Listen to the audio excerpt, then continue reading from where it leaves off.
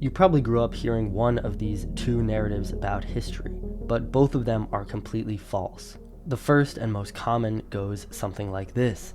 First, we were cavemen, then we discovered civilization, but we were still barbaric pagans. Then we became Christian and we discovered morality, but eventually we cast off the primitive elements of Christianity in exchange for secular liberal values. And finally, we are now enlightened.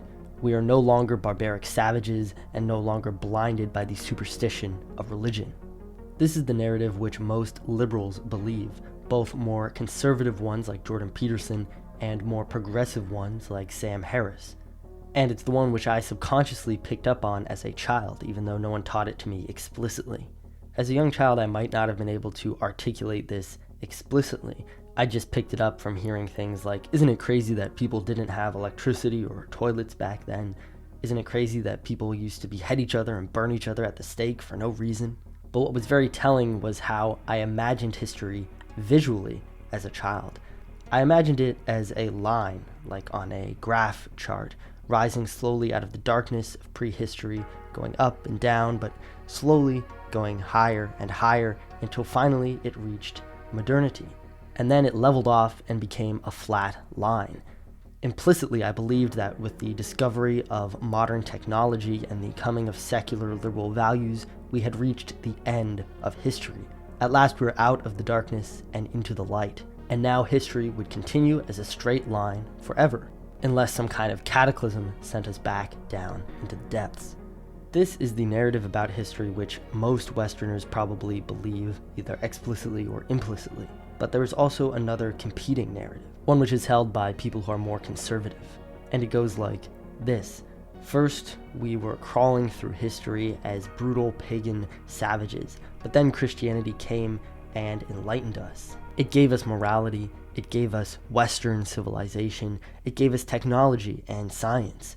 It gave us everything which is great about the modern world. But in modernity, we began to stray from Christianity morally. We are slowly beginning to become pagan savages again, and our civilization is doomed like theirs was. Our civilization will fall like Rome did because we are not adhering to Christian morality, and we are taking all these great things which Christianity gave us for granted. Both of these narratives, while they might have some kernel of truth to them, are for the most part completely false. Now, if you didn't fall for either of these narratives, there is a third narrative which you might have heard. That is that history is cyclical.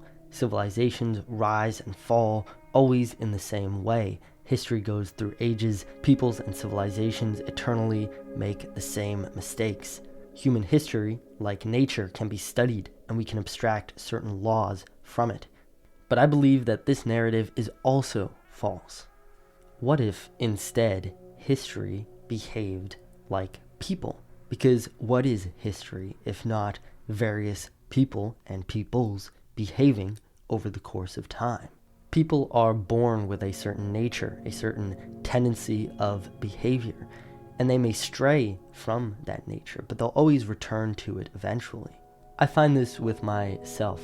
There are certain core interests which I always return to, and certain dispositions and tendencies which continually manifest themselves in my life again and again.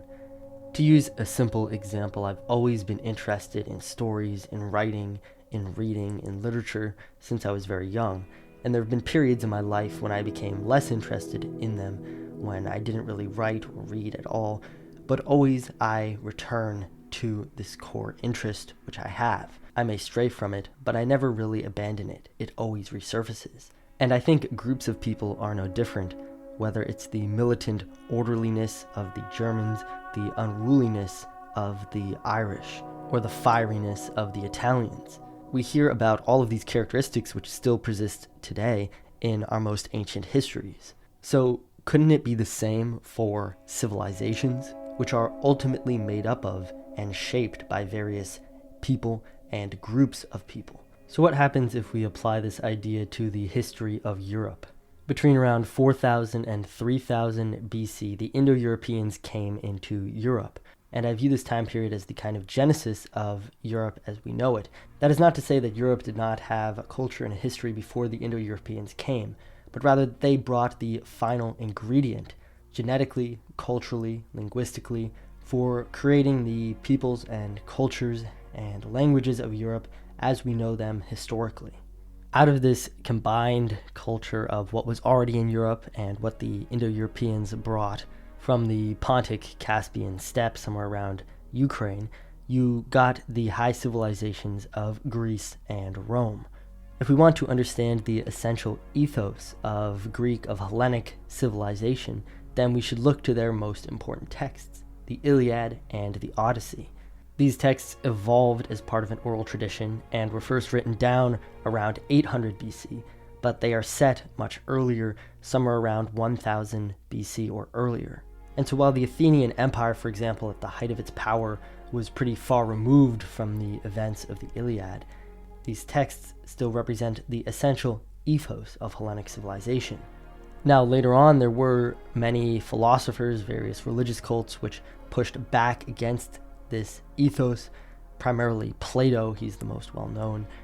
But still, it is Homer which best represents this culture out of which Hellenic civilization grew, their values, their ideas about heroism, hospitality, fate, the gods, and so on. And Rome was born out of this same culture. And once they came to power, they began to Hellenize, to emulate Hellenic civilization, and therefore to emulate the Homeric ethos. When Virgil, who was born in 70 BC, was tasked with writing a Roman national epic, what did he write? The Aeneid, which is a direct continuation of Homer's two epics. However, by the height of Rome's imperial power, it was very far removed from the ethos of its founding. Just look at how much America has changed since its founding, and it's only been 200 years. Now imagine if another 1,000 years elapsed, how different the United States would look if it maintained its empire. By then, Rome was no longer Rome. It was a massive, multicultural empire spanning the entire Mediterranean. And as had happened in Greece, various philosophies and cults and religions which did not grow out of the Homeric pagan worldview were popular. Among them, Christianity rose to prominence. In such a vast empire made up of so many different peoples, a universal Near Eastern religion like Christianity made sense. And when Rome collapsed, it also makes perfect sense why the Germanic tribes and various peoples of continental Europe wanted to adopt Roman traditions, Roman institutions, the Roman religion, and Roman titles.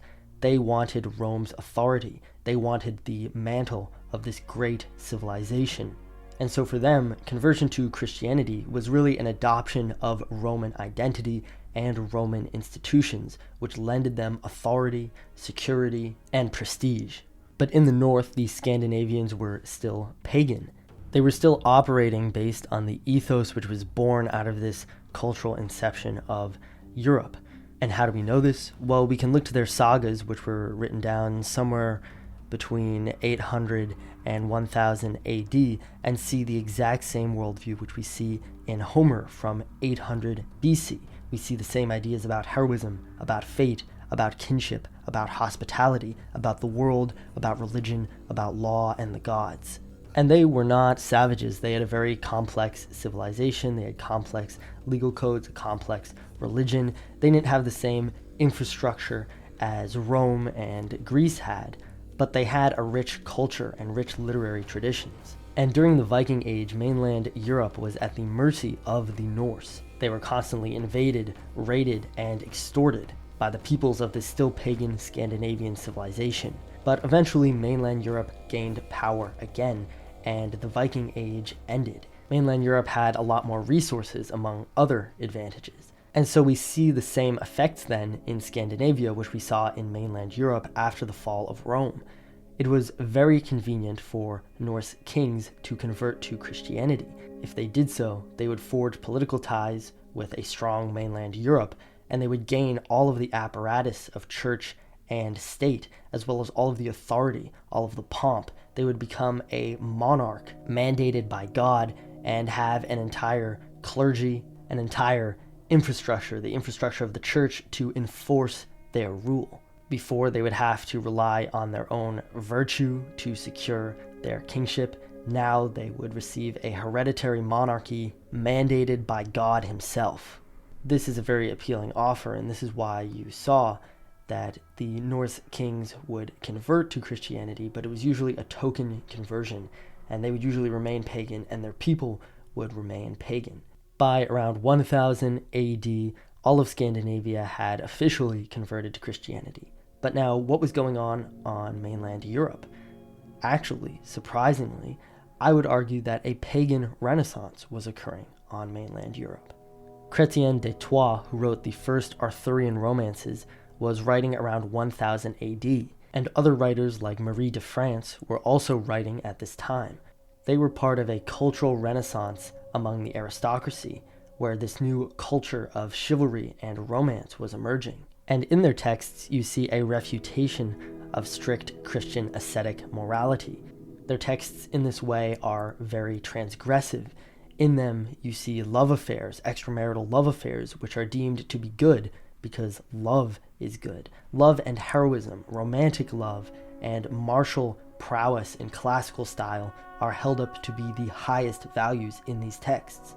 And Chrétien de Troyes was a scholar of the classics. He translated Ovid. So what you're seeing is that he's taking these pagan stories, these Welsh, pagan, Arthurian stories, and then he's infusing classical values and elements in them to create this new set of values, this renaissance of pagan classical values, which refutes the strict Christian morality of the earlier Middle Ages. Chrétien wrote the first Arthurian romances, but the Arthurian tradition is vast. There's over 500 texts, and we see that some of the authors of the later texts actually condemn Chrétien's characters. They condemn Lancelot because he is adulterous and because he pursues glory over God. And so by the time mainland Europe had converted Scandinavia, we already see a kind of pagan renaissance occurring on mainland Europe, which would lead into the Italian Renaissance and a full resurgence of pagan and classical values and identity. And during the 1500s, not long after their conversion, Scandinavia and Northern Europe would undergo the Protestant Reformation, rebelling against Christianity in a very different way. And by now, I think you get the point. I'm not going to keep going through history. It is clear that what we see in the history of Europe is not some kind of cyclical rise and fall, not some kind of march towards progress, but rather the continual resurgence of its founding spirit.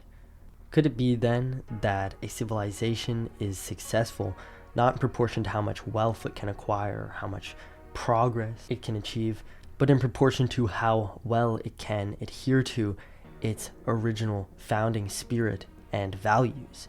And could it be that what we need now in the West is a resurgence of these values, which time and time again have reemerged throughout our history? If you want to learn more about the persistence of heroic pagan values throughout the history of the West, check out my heroic literature course where I take you through Homer all the way to the Middle Ages, explore the heroic worldview, and show the continuity of heroic values. Follow the link in the description to access the ARC's heroic literature course and community, and watch the ARC's YouTube videos with your screen locked.